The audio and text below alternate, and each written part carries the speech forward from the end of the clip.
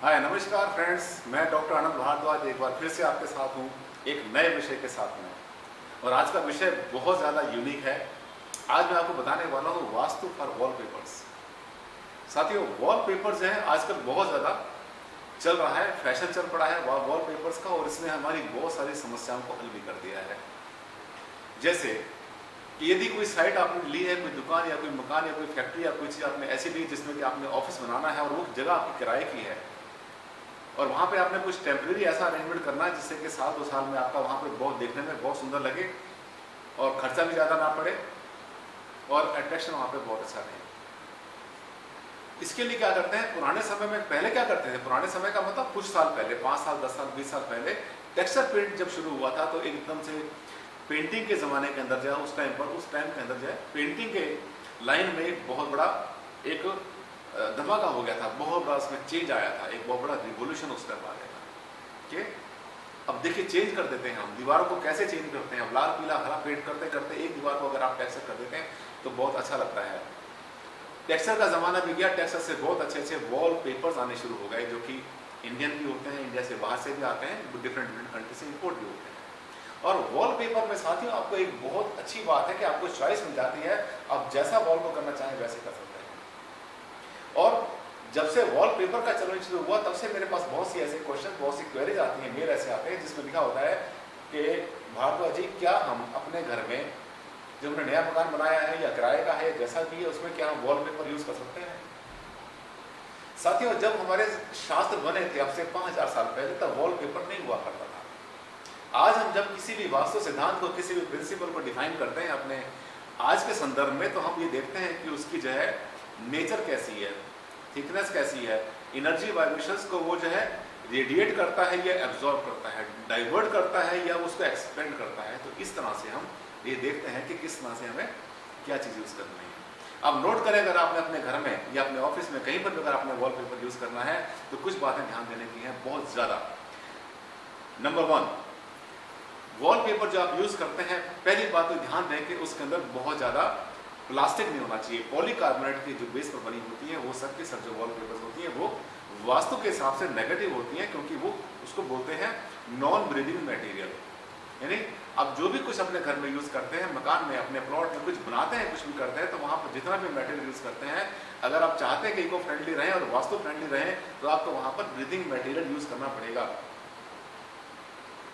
इसका मतलब ये है कि ये जो प्लास्टिक की चीज़ें होती हैं, जो भी प्लास्टिक का कोई भी बेस बनता है तो वो वास्तु के अकॉर्डिंग बहुत अच्छा नहीं होता। तो आप जो वॉलपेपर यूज़ करेंगे उसमें ध्यान दें कि मतलब वो ऐसा ना हो कि उस दीवार की या उस जगह की पूरी एनर्जी को ब्लॉक कर दे, नंबर 1। नंबर 2, अगर वो जो है शाइनिंग है, अगर वो ग्लोसी सरफेस उसकी बनी हुई है, तो ये ध्यान दें कि वो जो चीज़ लगानी है आपने, जो भी आपने वॉलपेपर यूज़ करना है उसको आपने नॉर्थ में, ईस्ट में लगाना है, आपने साउथ और वेस्ट में कभी भी ग्लोसी सरफेस वाला वॉलपेपर आपने यूज नहीं करना। तीसरी बात, अगर आपकी चॉइस मैट फिनिश की है, आप चाहते हैं कि आपका जो वॉलपेपर है वो मैट फिनिश में हो, वो ग्लोसी ना हो, उस केस में ध्यान दें कि आपका जो वॉलपेपर है, ऐसा वॉलपेपर जो कि मैट फिनिश में होगा, उसको किसी भी रूम के अंदर, ड्राइंग रूम के अंदर, किसी भी मकान के साउथ या वेस्ट में आराम से लगा सकते हैं, उसमें लगा देना चाहिए, वास्तु फ्रेंडली हो जाएगा आपका वॉलपेपर। इसके बाद आते हैं डिजाइन की बातें। जो डिजाइन होते हैं, अगर एब्स्ट्रैक्ट डिजाइन आप यूज करते हैं तो वो वास्तु के हिसाब से अच्छा नहीं माना जाता, क्योंकि उसका कोई मीनिंग नहीं होता। जितने भी ज्योमेट्रिकल डिजाइन होते हैं, जितने भी फ्लोरल होते हैं, और जितने भी ऐसे डिजाइन होते हैं जिसमें कोई जड़ी बूटियां बनी हुई हैं, कोई इसमें ऐसे डिजाइन बने, राउंड्स बने, सब बने हुए हैं, वो सब के सब जिसका कोई मीनिंग निकलता है, वो सब के सब वास्तु के हिसाब से बहुत अच्छे माने जाते हैं। अगर आप वॉलपेपर में कोई मेटालिक शेड यूज करते हैं, यानी कि आपने सिल्वर या गोल्डन अगर आप यूज कर रहे हैं, तो ध्यान दें कि सिर्फ आपने वेस्ट में यूज करना है और नॉर्थ वेस्ट में यूज करना है। कभी भी कोई भी मेटालिक फिनिश के कोई भी वॉलपेपर आपने जो है कभी भी ईस्ट में या नॉर्थ में, नॉर्थ ईस्ट में, यहाँ तक कि साउथ ईस्ट में भी यूज नहीं करना। अगर वहाँ पर टिच ऑफ रेड है अगर आपके वॉलपेपर में, तो आप उसको आराम से साउथ में यूज कर सकते हैं, साउथ ईस्ट में यूज कर सकते हैं, कोई प्रॉब्लम नहीं है। अगर उसमें टिच ऑफ ब्लू है, अगर थोड़ा सा उसमें अगर ब्लू की अगर झलक उसके आ रही है, तो आप यूज़ करें उसको हमेशा नॉर्थ में और नॉर्थ ईस्ट में यूज़ करें। ग्रीन कलर जो होता है, ग्रीन कलर यूनिवर्सल होता है, ग्रीन और पर्पल दोनों ही यूनिवर्सल होते हैं वास्तु के हिसाब से। तो अगर आप जो है ग्रीन कलर की का कोई वॉलपेपर यूज़ करना चाहते हैं अपने घर में तो उसको साउथ ईस्ट में यूज़ करें, ज़्यादा अच्छा रहेगा। ईस्ट में करने बहुत अच्छा रहेगा। बाकी दिशाओं में भी कोई बुरा नहीं रहता एक्सेप्ट साउथ वेस्ट। अगर आपकी चॉइस इस कलर की भी नहीं है और आप चाहते हैं कि आप जो है कोई ऐसा कलर यूज़ करें जिसमें हल्का सा टिंच ऑफ ब्राउन हो, यानी जैसे कि क्रीम होता है, ऑफ वाइट होता है, बिस्किट का जो कलर होता है वैसे यूज़ करना चाहते हैं तो हमेशा साउथ वेस्ट में यूज़ करिए तो ज़्यादा अच्छा रहेगा। अगर कोई बहुत ज़्यादा डार्क कलर की आपकी चॉइस है, आप चाहते हैं कि मैरून कलर यूज़ करें, ऑरेंज यूज़ करें या रेड कलर यूज़ करें आपके अपने वॉलपेपर में और चाहते हैं अपने बेडरूम में तो उसको लगाएं हमेशा साउथ की वॉलपेपर और किसी भी वॉलपेपर वो पेपर नहीं चलेगा। इसका मतलब आपको 3 दीवारें जो लेनी है वॉलपेपर के लिए वो डिफरेंट कलर में लेनी है। साउथ की जो वॉल है आपने लेनी है डार्क कलर में रहेगा, वहाँ पर हॉट कलर जिसको बोलते हैं हम साउथ में, यानी रेड होता है, रेड के साथ साथ मैरून कर सकते हैं, उसके साथ साथ आप ऑरेंज भी कर सकते हैं। यदि आपने कोई ऐसा वॉलपेपर यूज़ करना है जिसमें कि धारियां बनी हुई है जैसे लहरें होती हैं पानी की तो हमेशा यूज़ करिए नॉर्थ की वॉल के ऊपर। अगर ट्रायंगल बने हुए तो उसको यूज़ करिए हमेशा साउथ में। अगर उसमें जो है